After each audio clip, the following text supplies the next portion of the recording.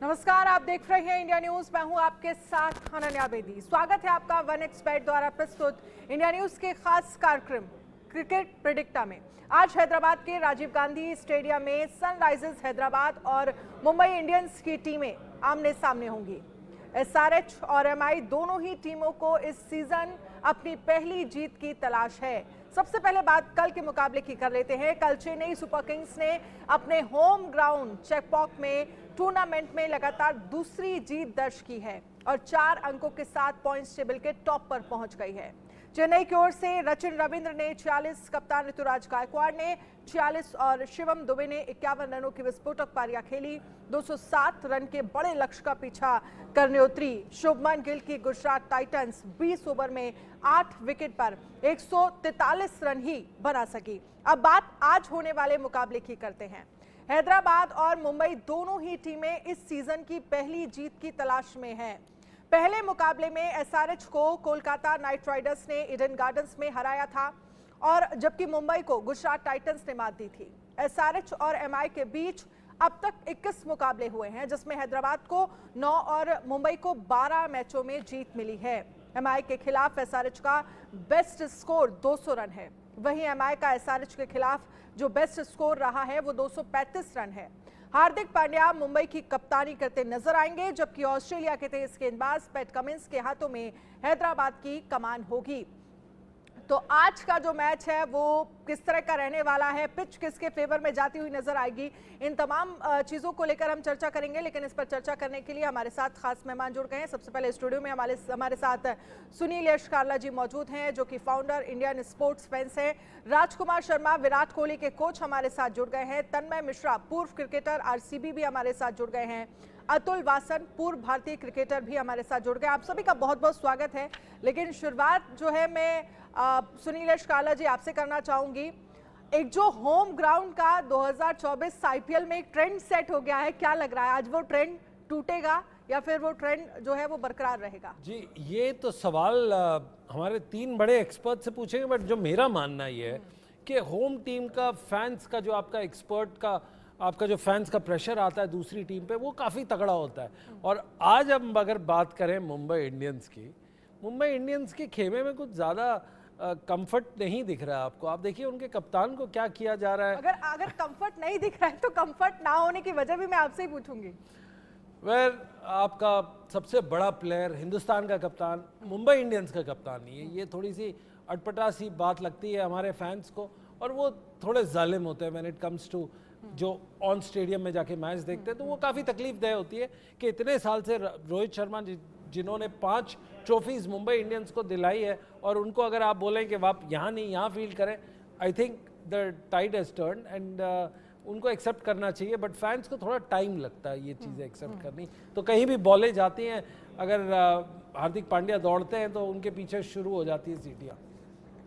तो क्या लग रहा है आपको आज को लेकर, क्योंकि दोनों ही टीमें, अगर हम हैदराबाद की बात करें मुंबई की बात करें, दोनों ने भी एक भी मैच में अभी जीत हासिल नहीं की है। और एक तो होम ग्राउंड बचाने का जो ट्रेंड है वो कम से कम ना टूटे, तो हैदराबाद यही चाहेगी। लेकिन हार्दिक पांड्या भी, क्योंकि जितनी हूटिंग उनके मैदान में आने के बाद हो रही है, मेरे को लग रहा है कि वो ज्यादा प्रेशर फील कर रहे हैं उससे। देखिए ये प्लेयर्स जो उस टाइम पे खेलते हैं, उस लेवल पे खेलते हैं, ये काफ़ी अपने आप को जोन इन करते हैं। उनका एक लेवल ही नेक्स्ट होता है कंसंट्रेशन का, उनको सुनाई कम देता है क्या हो रहा है क्या नहीं, वो गेम के अंदर इतने इन्वॉल्व होते हैं। मेरे ख्याल से ये सवाल तन्मय से मैं पूछूंगा तो काफ़ी इंपॉर्टेंट है, क्योंकि अनन्या, तन्मय ने हिंदुस्तान के अंदर जो वर्ल्ड कप हुआ था, जो इंडिया खेली थी, उसके अंदर कीनिया से खेला था और काफ़ी अच्छा बड़ा स्कोर ऑस्ट्रेलिया के अगेंस्ट किया था। वो इंटरेस्टिंग होगा, पर इनसे पूछते हैं वो शोर कैसा होगा। तन्मय, आप हमें सुन सकते हैं कि नहीं?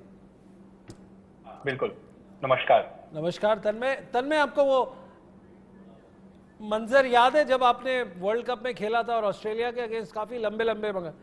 तन्मय मिश्रा।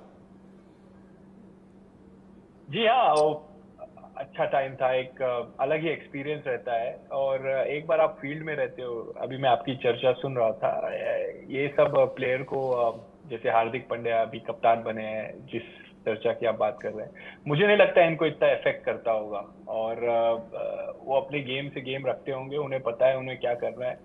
और 5 टाइटल जीती है, उसका प्रेशर शायद उनको हो सकता है कि उनको डिलीवर करने के लिए लाए हैं वापस। तो जहां तक बाहर की आवाज रहती है, मुझे नहीं लगता है कि प्लेयर लोग को इतना इफेक्ट करता है। ठीक है, अब राजकुमार जी, क्योंकि इससे पहले जो सवाल मेरा था सुनीलेश काल्ला जी से, वही सवाल मैं आपसे भी समझना चाहूंगी, क्योंकि एक तो जो होम ग्राउंड का एडवांटेज टीमों को मिल रहा है, जो आईपीएल 2024 में एक ट्रेंड सेट हो गया है, वो ट्रेंड आपको लगता है आज उसी तरह से बरकरार रहेगा, या फिर जो प्रेशर हार्दिक पांड्या जो फील कर रहे हैं, क्योंकि जब हम देखते हैं वो ग्राउंड में जाते हैं और जो हूटिंग होती है, क्या लग रहा है? क्योंकि दोनों ही टीमों को ये जरूरत है कि कम से कम एक एक जीत टीमों को मिलनी चाहिए, दोनों के पास ही नहीं है। देखिए अनन्या, होम टीम को एडवांटेज तो होता ही है, वो अपनी स्ट्रेंथ के हिसाब से थोड़ा सा विकेट बनाते हैं, थोड़ा फैंस का भी सपोर्ट होता है, लेकिन एंड ऑफ द डे ये T20 मैच है जहां पर कि बहुत जल्दी जल्दी चीजें बदल जाती हैं, तो आप इतना ज्यादा प्लान नहीं कर सकते। आप जरूर थोड़ा सा सोचते हैं कि अगर मेरे पास अच्छे स्पिनर्स हैं तो थोड़ा स्लो ट्रैक हो तो फायदा होगा, या अगर अच्छे फास्ट बॉलर हैं तो हम ग्रीन टॉप पर खेलें, बट इसमें चीजें बदलते हुए बहुत टाइम नहीं लगता और कुछ भी हो सकता है, क्योंकि एक शॉर्ट फॉर्मेट है, 2-3 ओवर कोई भी टीम अच्छा खेली तो वो बहुत आगे निकल जाती है दूसरी टीम से। और जहां तक हार्दिक पांड्या की बात है, तो शायद प्रेशर तो देखिए उनके ऊपर है, इसमें कोई डाउट नहीं है। उन्होंने रोहित शर्मा को रिप्लेस किया है, जो एक बहुत ही सक्सेसफुल कैप्टन थे मुंबई इंडियंस के लिए, जिन्होंने 5 टाइटल जीते हैं। तो कहीं ना कहीं एक बहुत बड़ी चर्चा का विषय है, और जब से ये अनाउंसमेंट हुई थी तो बहुत सारे लोग ने फैन पेज छोड़ दिया था मुंबई इंडियंस का, बहुत सारे से मेरा मतलब है लाखों लोगों ने। तो कहीं ना कहीं वो अभी तक मुंबई के लोग इस बात को नहीं सहन कर पा रहे हैं कि ऐसा क्यों हुआ। और काफी चर्चा में मैं तो वहां था, तो ये भी सुन रहा था कि चलिए आपको रोहित को रिप्लेस करना था, तो आपके पास सूर्या तो थे जो कि इंडिया के T20 कप्तान रहे हैं, आप उनको बना देते। लेकिन खैर ये फ्रेंचाइजी की अपनी सोच है, लेकिन अंदर जाकर आप हार्दिक पांड्या अगर हैं तो मैंने देखा है वो बहुत बिंदास खिलाड़ी है, बहुत ज्यादा प्रेशर नहीं लेता, और अंदर जाकर वैसे भी आपको कंसंट्रेट करना होता है अपने गेम पे, बहुत ज्यादा आप पब्लिक की बातें नहीं देख सकते ना सुन सकते।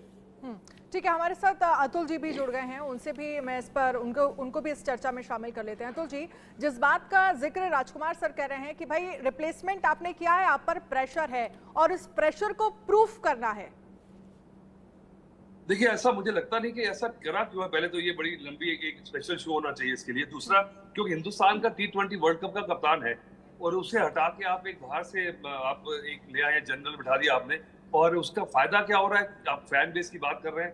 खैर मुझे लगता नहीं, जब तक रोहित शर्मा एक हल्की सी हिंट नहीं देंगे ना कि I am okay with it और ये मेरी कंसेंट से हुआ है, तब तक मुझे लगता है ये कंट्रोवर्सी चलती रहेगी। पर फिलहाल अगर जीतते रहे तो ये सब भूल जाएंगे। तो इसीलिए मुझे लगता है कि जैसे कहते हैं ना कि success has got many fathers and failure is an orphan, तो वही वाली बात है। पर जब तक जीतेंगे नहीं तब तक ये और बड़ा बनता जाएगा दोबारा। तो मुझे लगता है कि पर देखिए रिप्लेसमेंट जो है वो उसको प्रूफ करना है, लेकिन इसको कितना प्रूफ कर पाते हैं जो रिप्लेसमेंट उन्होंने की है।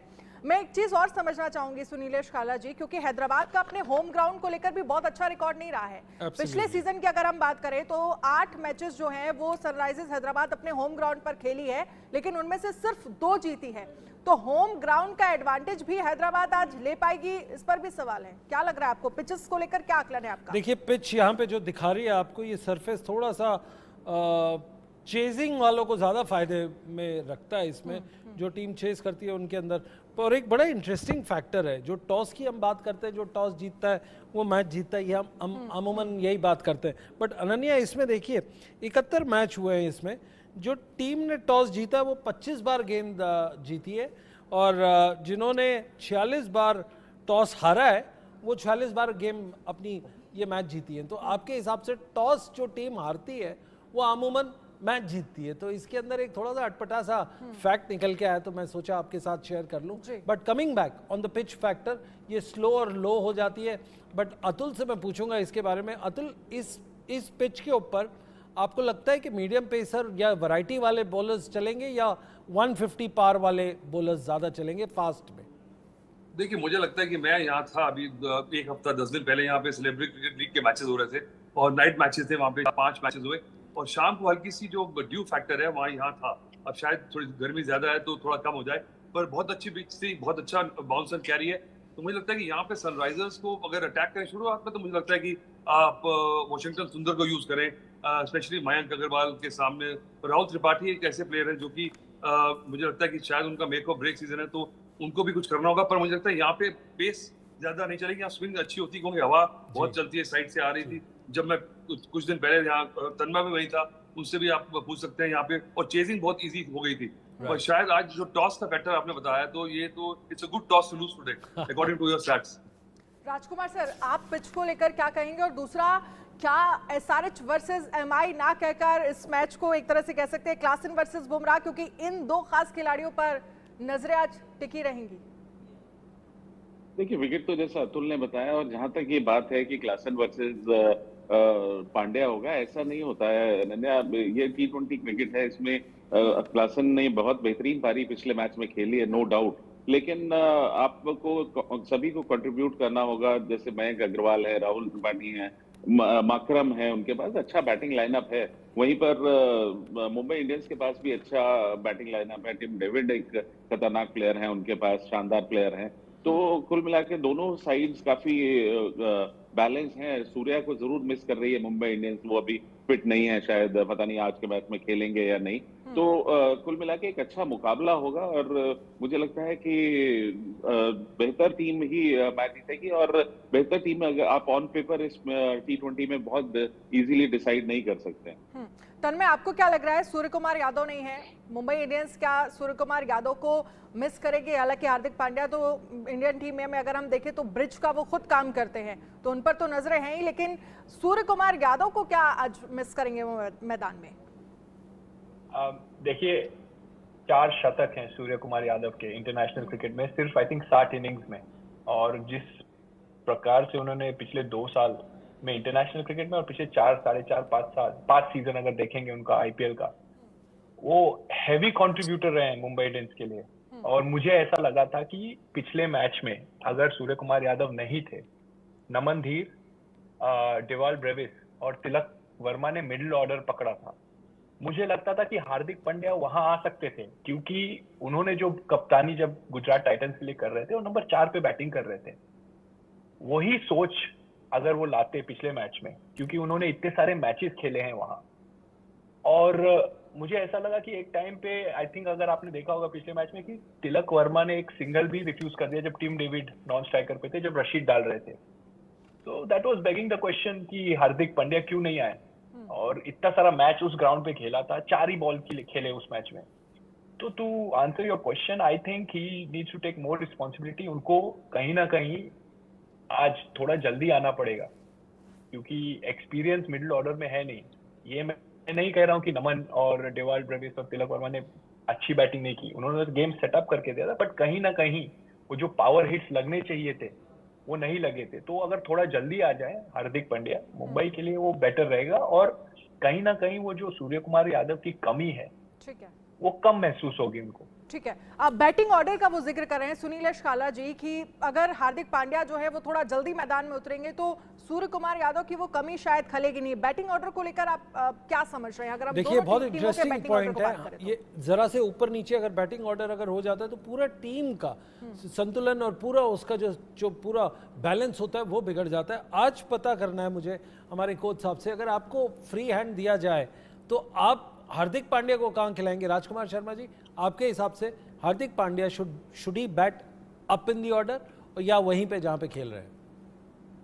नहीं, डेफिनेटली उन्हें ऊपर खेलना होगा, और बिल्कुल जो एक सूर्या की कमी है वो पूरी कर सकते हैं। और ब्रिलियंट प्लेयर हैं वो, हमने सबने देखा है कि T20 में वो जितनी ज्यादा बॉलें खेलेंगे मुंबई इंडियंस के लिए उतना ही फायदा है, क्योंकि वो एक ऐसा प्लेयर है जो अगर आप देखें डेथ ओवर्स में और यॉर्कर पे भी छक्के मार सकता है। जितना पोटेंशियल है हार्दिक पांड्या में, तो जितना ऊपर आएंगे, जितना ज्यादा उन्हें बॉलें मिलेगी खेलने को, उतना फायदा है मुंबई इंडियंस के लिए। और उन्हें जरूर मुझे लगता है कि नंबर 4 तक आ जाना चाहिए।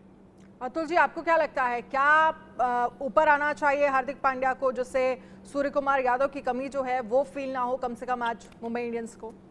नहीं, देखिए, कमी नहीं होती, बाकी 11 खिलाड़ी खेल रहे हैं, आपके पास इतना लंबा स्क्वाड है, और ऐसा नहीं कि हार्दिक पांड्या कोई एकदम सिल्वर बुलेट है कि मैजिक है कि ऊपर नीचे कहीं भी जिता देगा। बेसिकली उसका रोल जो है फिनिशर का रोल है। मुझे लगता है उसको अगर आप मेन रोल दे देंगे तो शायद उसका फोकस शिफ्ट हो जाएगा। उसका focus as a captain to bowl his 4 overs and to actually play the role of a finisher. तो आप उसको ऊपर नहीं भेजेंगे, मुझे लगता है कि काउंटर प्रोडक्टिव हो जाएगा, क्योंकि आपके पास ऊपर प्लेयर हैं अभी और उन्हीं पे आप फोकस करें। पर मुझे लगता है सबसे बड़ी बात कि ये जो सिलेक्शन ऑफ बॉलर्स है, अब आपके पास सिर्फ 4 ऑप्शंस हैं ओवरसीज प्लेयर्स की, तो मुझे लगता है कि अब जो आप लेफ्ट हैंड आपने उनाडकट को भी लिया हुआ है, मैं सनराइजर्स की बात कर रहा हूँ, आप नटराजन भी आपके पास और आपके पास क्लासन भी है, तो आपके पास इंडियन बॉलर्स भी हैं और आपके पास फॉरेन एक बॉलर है जो कि एक ऑलराउंडर बन के आ रहा है। तो ये टीम सिलेक्शन इज अ की for I think initial matches में, क्योंकि टोन सेट हो जाएगी, क्योंकि लंबा टूर्नामेंट है, इंजरीज भी होंगी, तो पहले इनिशियली अगर मैचेस आपको जीतने हैं तो आपकी team selection according to the pitch should be perfect. Atul, आपसे सवाल पूछते हैं क्योंकि ये शो का नाम है क्रिकेट प्रिडिक्टर, तो हम ये प्रिडिक्ट करना चाहते हैं और आपसे प्रिडिक्शन लेना चाहते हैं कि अगर फर्स्ट 10 ओवर्स में अगर हम देखें जो भी team batting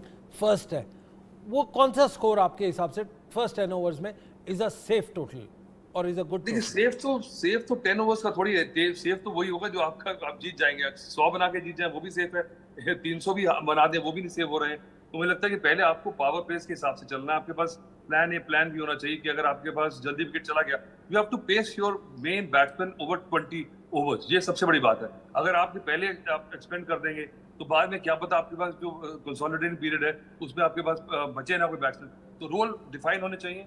and I think top quarter पे जो है एक प्लेयर एक्सपेंडेबल होना चाहिए ऐसा, जो कि करो या मरो है, अगर चल गया तो बोनस है, नहीं चला तो कोई बात नहीं, वो आपका तुक्का था, नीचे उसको वेस्ट ही होना था। तो ऐसा एक प्लेयर अगर आपको फ्लोटिंग मिल जाए हु कैन बोल इस 4 overs and can hit the ball well, वो दोबारा से पिंच हिटिंग वाला जो फैक्टर है।